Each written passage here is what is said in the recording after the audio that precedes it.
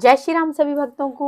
जय माता की। फिर एक नई वीडियो के साथ हाजिर हो गए हैं और आज की जो हमारी वीडियो है इसमें आप बताइए दैविक शक्तियों से कैसे बात करें, कैसे जो है हम अपनी घर की या फिर जो है दिव्य शक्ति की पहचान करके उनसे बात कर सकते हैं। तो आज की वीडियो इसी विषय पे होने वाली है, हमारे साथ अंत तक बने रहिए, तभी आपको सारी वीडियो समझ में आएगी। अगर वीडियो और अभी तक चैनल को सब्सक्राइब नहीं किया है तो जरूर सब्सक्राइब करके रखिए ताकि आप तक जो है हर वीडियो की नोटिफिकेशन सबसे पहले ही पहुंचती रहे। चलिए शुरू करते हैं आज की वीडियो। जय श्री राम। जय श्री राम, जय माता की। दैविक शक्तियां, शक्ति है तो संसार है।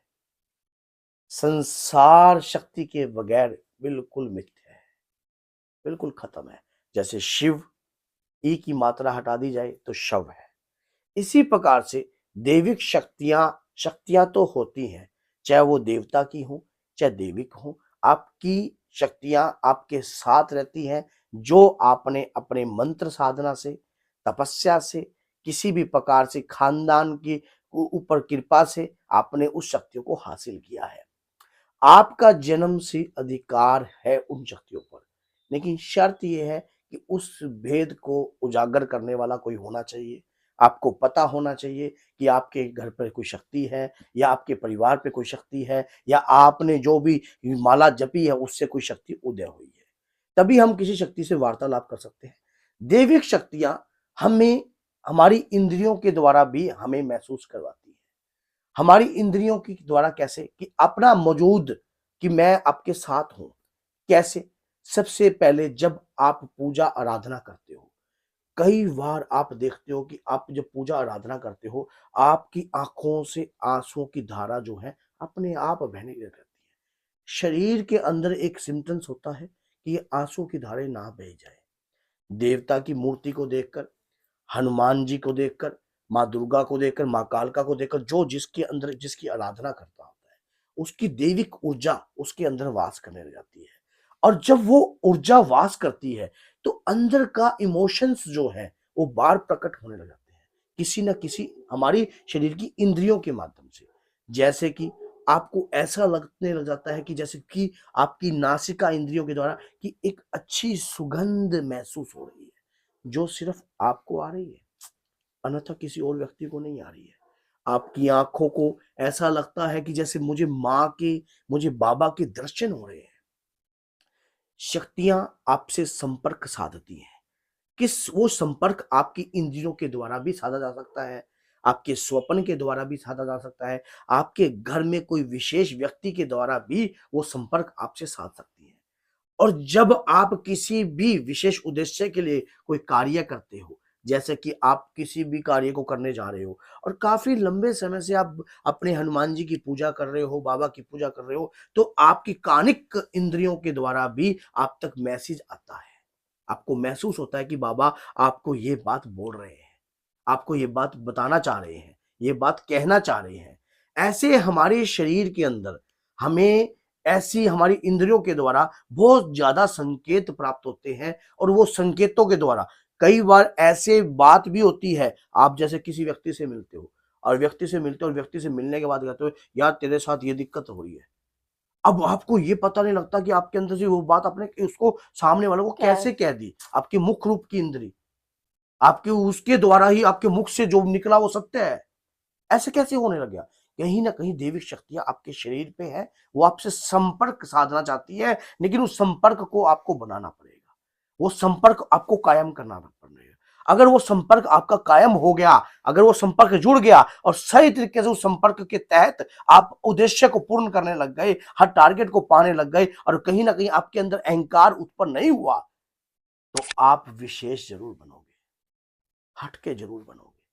क्योंकि शक्ति किसी एक व्यक्ति के लिए नहीं होती है, जन के कल्याण के लिए शक्ति का उदयन होता है। शक्ति धर्म के प्रचार के लिए उदंत मानी जाती है, हमेशा प्रथम रूप में चलने वाली होती है। जैसे आपने देखा कि माँ कालका का जब माँ कालका की सवारी चलती है तो सबसे पहले हनुमान जी आगे होते हैं। कभी भी देख लेना, माँ दुर्गा के आगे, माँ कालका के आगे हनुमान जी जरूर मिलेंगे आपको। क्यों मिलेंगे? ऐसे ही जब आप माँ दुर्गा की या माँ कालका की साधना करते हो, पूजा करते हो, जाप करते हो, तो बाबा तो साथ आते हैं। चाहे राम जी की पूजा करो, चाहे आप श्याम जी की पूजा करो, चाहे खाटू श्याम जी की पूजा करो, बाबा तो आपको हर जगह मिलेंगे, क्योंकि कलयुग के प्रधान रूप के देवता इन्हें ही बताया गया है। और ये कलयुग में आपकी शक्तियों को आपको उजागिर करते हैं, अंदर से जागृत करते हैं हर पग पग पे। और एकदम आपको पता है, हनुमान जी की शक्ति हमेशा उग्र होती है, तत्काल तत्काल एकदम तुरंत एक्शन लेने वाली। क्यों? क्योंकि माँ का आदेश, बाबा का आदेश पता नहीं कब आ जाए, कब उनको आदेश आ जाए, कब उनको शक्ति का प्रावधान पता लग जाए, कब वो आप तक संपर्क अपने आप साधेंगी। शरीर पे एक्टिविटियां होने लग जाती हैं, शरीर पे आपको खुद महसूस होता है, आपके अंदर आवाज प्रकट होती है। ये वो व्यक्ति इन बातों को अच्छे से समझता होगा जिसने वाक्य में शक्तियों से संपर्क साधा है।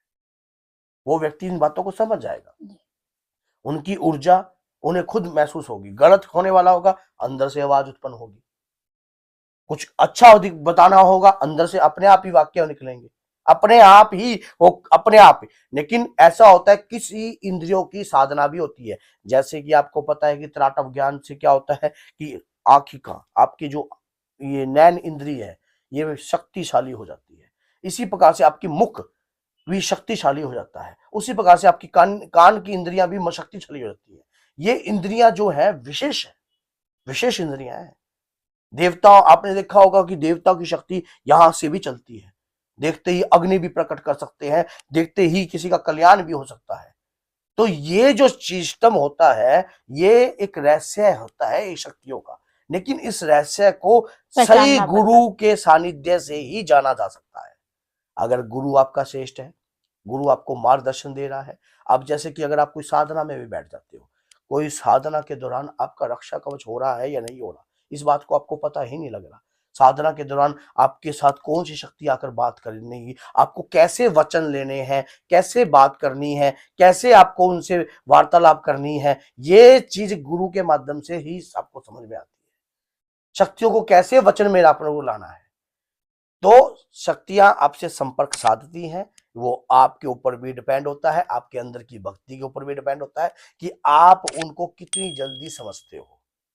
तो बोलिए जय सीताराम, जय श्री बालाजी महाराज। जैसी जिसकी भावना, प्रभु वैसा ही फल दे।